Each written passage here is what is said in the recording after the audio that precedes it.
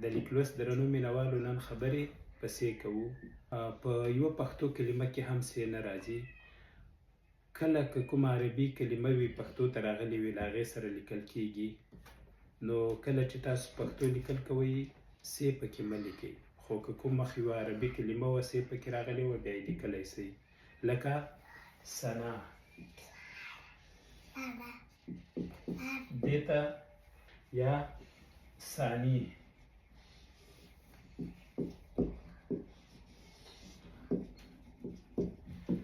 ثاني چې دویم ته وایي، ځینې کسانو تخلص وي، مثلا ثانیه.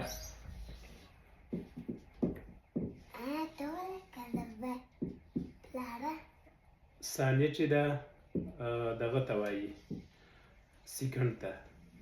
نو دغه پسې باندې خبرې سوې. نور هم شته لکه ثواب.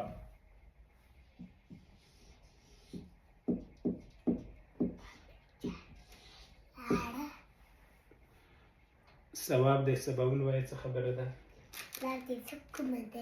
ټیشو دلته ده، ټیشو دغه ده دا لاندې.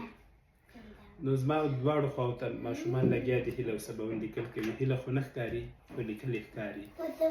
هیله دا ده پیدا سوه که نه ځان یې وښوده. ثواب نه ثوابون هم جوړوی سي. دا بې پسې واو ورته نون هې څه شی سو؟ ثوابونه. خو تر ډېره ثواب ویل کېږي. ډېره مننه، ښه وخت.